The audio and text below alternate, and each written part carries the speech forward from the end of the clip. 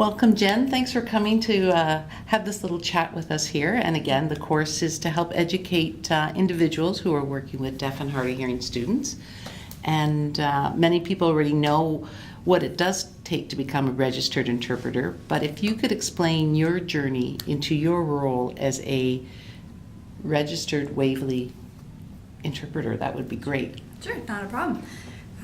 My journey started after high school, and I was currently looking to get into some kind of post-secondary program, and I wasn't exactly too sure what I wanted to do, but I decided to enter into a French course at the University of the Fraser Valley. And as I was looking through their list of courses, I noticed that in their continuing education, they had a very basic ASL program. So it consisted of 30 hours of basic sign language, learn your numbers, colors, the alphabet, very basic ASL. Mm-hmm. And I thought that that would just be a great way to kind of see what it was like. Growing up, I had seen American Sign Language being used with friends, but there was no person in my life that influenced me in a way that made me learn ASL growing up, mm-hmm. which that would have been a privilege to have. So I registered for this course, and the first night, the instructor was deaf, and we had two student sign language interpreters from Douglas College who had come for only the first hour of the course to interpret the introduction of the instructor, what the course would look like for the rest of the 30 hours. And watching the two the student interpreters, I looked at them and thought, that's amazing. I want the same language skills that they have. And unfortunately, the course was broken up into 4 levels, and typically after the first level or the second level, there isn't enough students to continue with level 3 or 4 because everyone is interested just in very basics. So I transferred out to Vancouver Community College and did an intensive 6-week program to finish my 120 hours. And after that, I transferred into their 10-month ASL and Deaf Studies program, where I learned about deaf culture, deaf history, more ASL, and interacted with the deaf community at Vancouver Community College. And that program there is very strongly recommended for those who are interested in becoming ASL sign language or ASL English interpreter. So after the 10-month program, I went to the screening weekend and was accepted into Douglas College, where I did the 2-year sign language interpreter program there. Excellent. Oh, so it's been quite a intense time, and the expense behind it. Would you say is it typical to like a university tuition? Yes, it's very similar to that. There's your practicums in your second year of the Douglas College interpreting program. You go on 3 different practicums, which could send you anywhere in North America. They have contacts down in Texas, out in the Maritimes. California was one place that I went for one of my practicums. Yeah, you just pick a place you want to visit. Almost, yeah. Some people were in New York City, so. But you could do it locally. But it's good to know that there's those kind of options that are out there. Absolutely. Excellent. So, right now you're actually interpreting at the high school level, and so how do you see your role as a high school interpreter? So, as a sign language interpreter working in the high school setting, you have to remember that you're part of the educational team. You're not working on your own.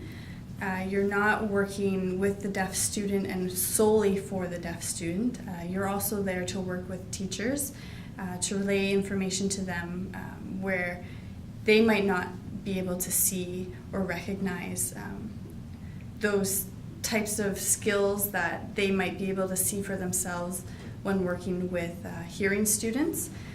So an example would be language use. They wouldn't, an English teacher wouldn't know whether or not your deaf student, where their ASL language skill is at. And as much as English is important, it is also important that your deaf students are building their ASL skills as well, because that's their primary language for the most part. And so you have to be able to know that ASL skills are being built upon as well as their English. So for instance, working in this English class, the teacher notices that one of the deaf students, their grammar isn't in English writing. It doesn't follow the English grammar structure. And so being able to communicate with the teacher that this student, their ASL, you will notice that in their English writing, it follows the ASL grammar structure more than the English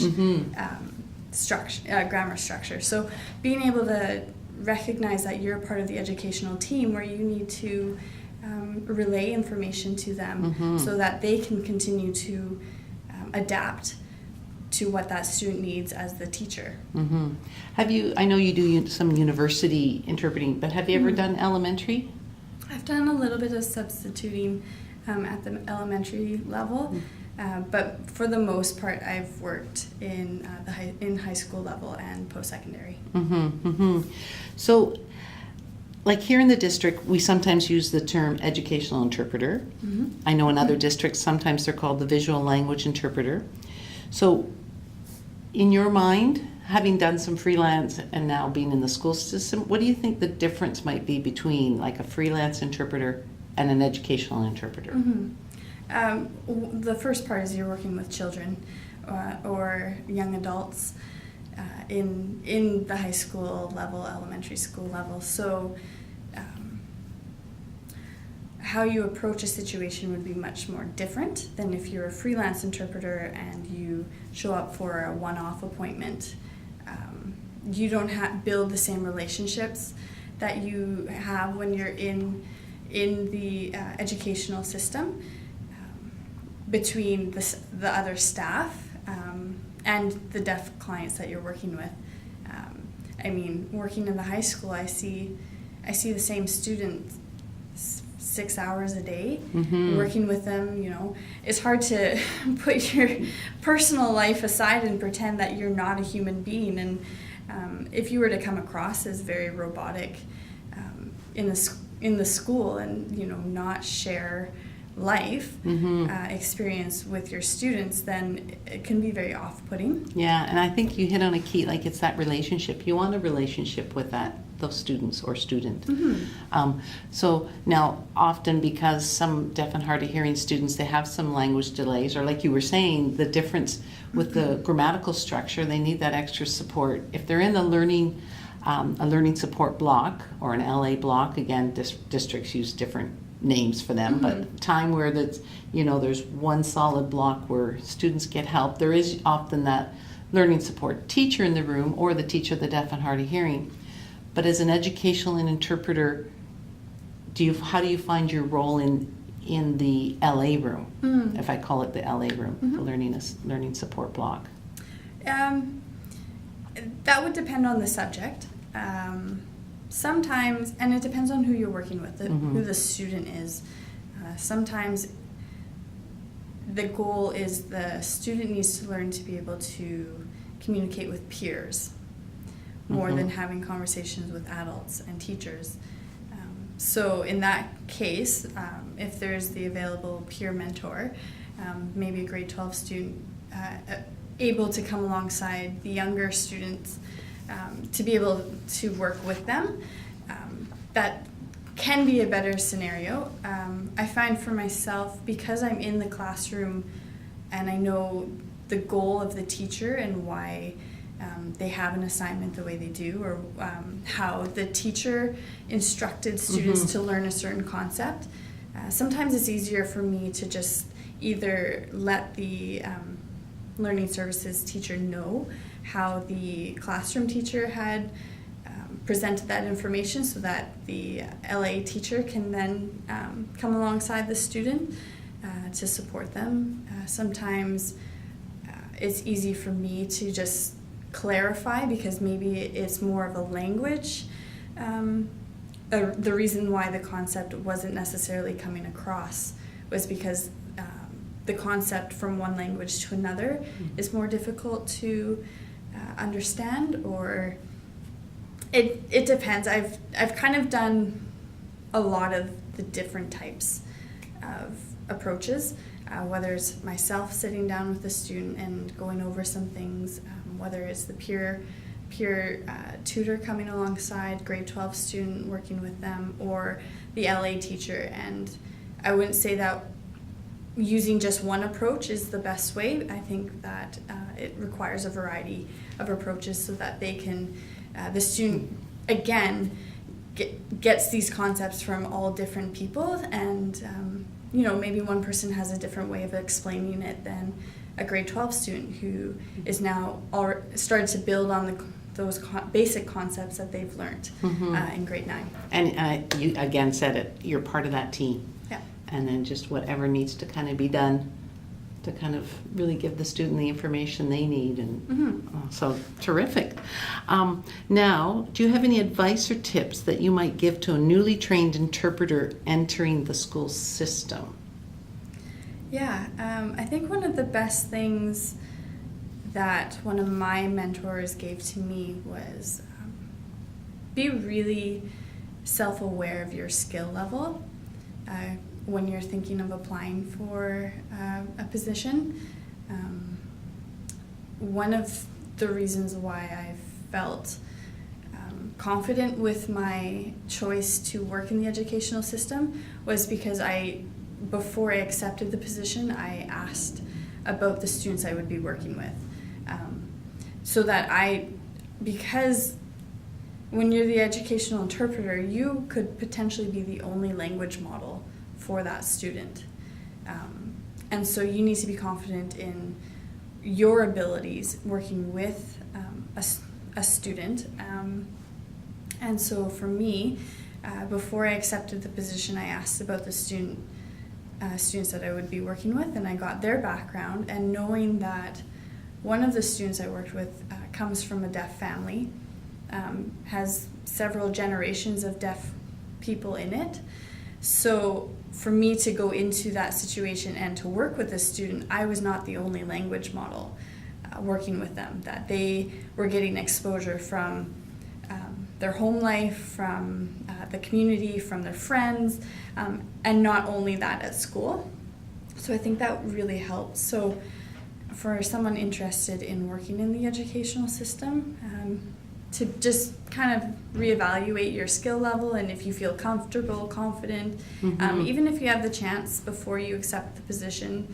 I've heard some people have met the family and the deaf student just to kind of see if it clicks, because you don't want to walk into a situation where you don't jive well with the student you're going to be working with, and you're together for 5-6 hours a day. Yeah, as you say again, that whole relationship and when you talk about skill level too, like the curriculum content can, as they keep changing the curriculum expectations and learning objectives, it's kind of really being in tune with the expectations there. And it's hard, you don't know each science teacher and exactly their style, but again, knowing that there's a lot of prep work involved in, it's not just walking into that classroom and just interpreting what that teacher's saying, it's having that understanding. So there's a lot of extra prep work into it too, isn't there? And a lot of it is remember the end goal. Same as the teachers, what is their end goal? It might not be the specific information that they're passing along that day, but teachers are preparing students to enter the real world and know their work ethic, know how to work in a team, how to study, how to take new information and apply it to your life. And it's the same for deaf students. As the educational interpreter, working in the high school or working in elementary school, you're eventually working with these students so that they can enter the real world and know how to work with an interpreter, what that looks like, how to request interpreter, how to communicate, oh, I prefer a certain sign over another. So my end goal as an educational interpreter is having my students, when they graduate in grade 12, and whether they're interested in post-secondary or not, that they can enter university and know that what they like in an interpreter, that what their rights are, that if they don't work well with an interpreter, that they have the right to request a new one, how to ask for certain things, if they want a certain sign over another. So information is important, and what they're learning in high school is important, but overall we are trying to educate deaf students into becoming adults in community where they can feel confident knowing their rights and what they need. Yeah, that's perfect. So well said. So thank you, Jen. And I know folks that'll be watching this are going to go, oh, I never thought about that, or I didn't know about that, and I think sometimes we take it for granted. Just like you can just go out and take a couple sign courses, but there's so much involved in being a good educational interpreter, isn't there? So. Yeah. And you are one of them. You are a fabulous interpreter. Thank you. So thanks for your time. Not a problem. Thanks.